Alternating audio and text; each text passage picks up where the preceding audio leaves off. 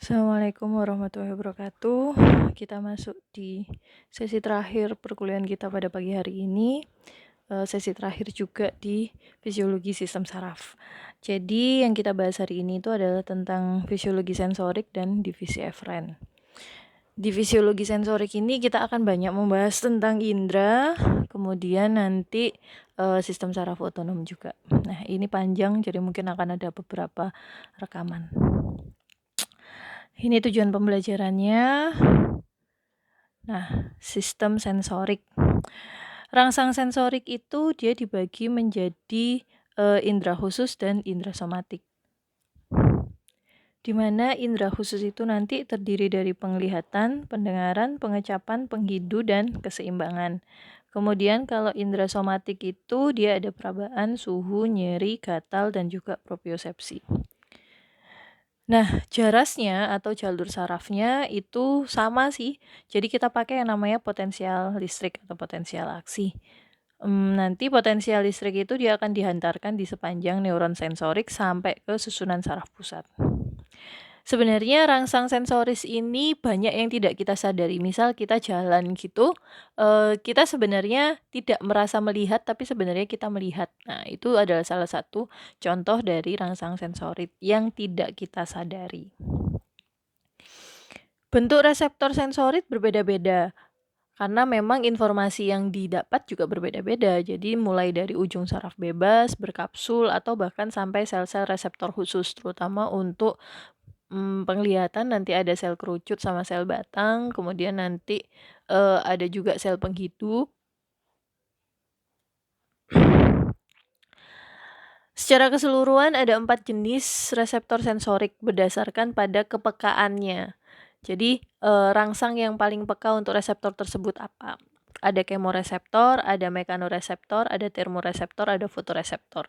Kalau kemoreseptor itu berarti dia dari bahan kimiawi, biasanya banyak di lidah pengecapan. Kemudian kalau mekanoreseptor banyak kulit, biasanya perabaan. Kemudian termoreseptor itu untuk suhu, ada di kulit juga. Fotoreseptor itu khusus untuk mata, cahaya. Setiap jenis reseptor mempunyai rangsangan yang adekuat, di mana rangsangan yang adekuat itulah yang menentukan dia berjenis reseptor apa. Kayak contohnya tadi, kalau bahan kimia berarti rangsang adekuatnya itu adalah bahan kimia, sehingga namanya adalah kemoreseptor.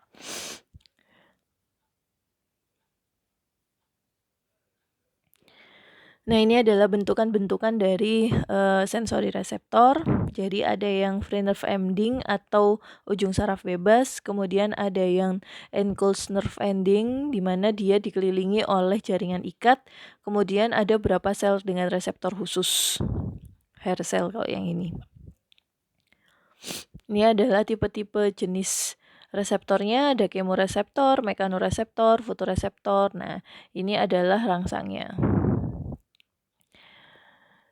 Neuron sensorik, ketika sebuah rangsang berada di atas ambang, maka dia akan membentuk potensial berjenjang. Potensial berjenjang ini nanti sumasi untuk bisa sampai membentuk potensial aksi.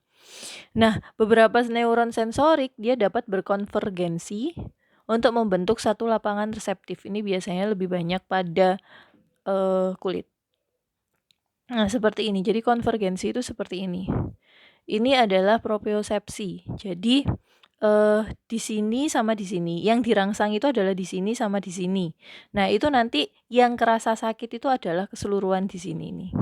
Walaupun dia ada 3 saraf yang aktif, yang menimbulkan potensial aksi, tapi yang kerasa itu adalah 3 daerah di sini nih tadi.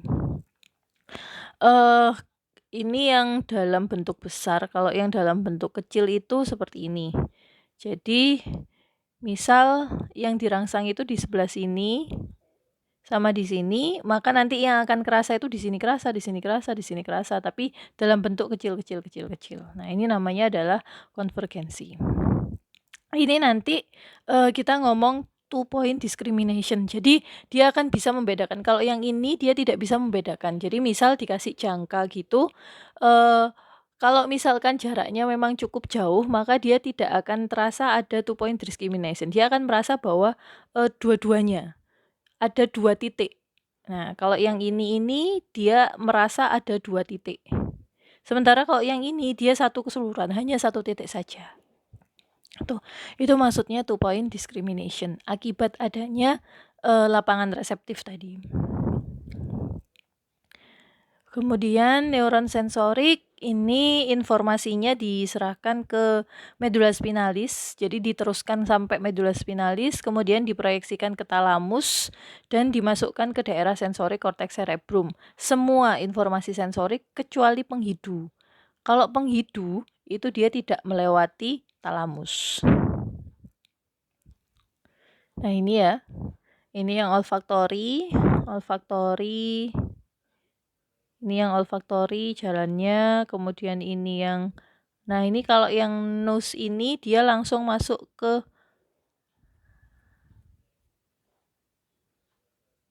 bentar.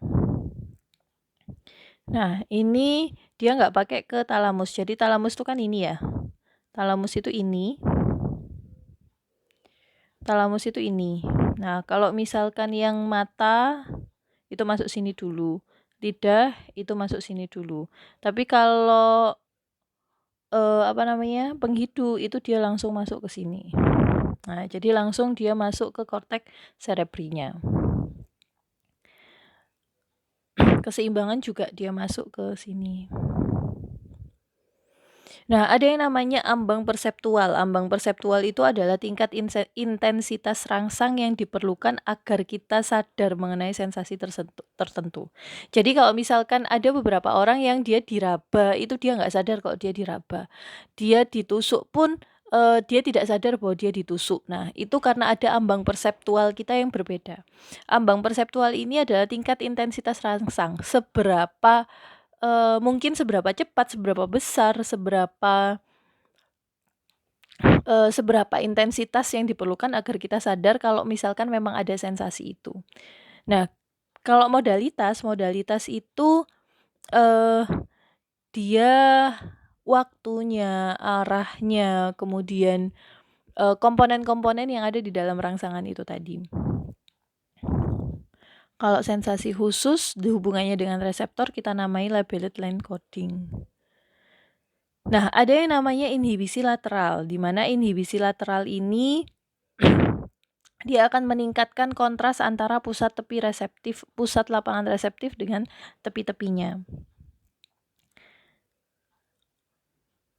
Ini yang ini. Jadi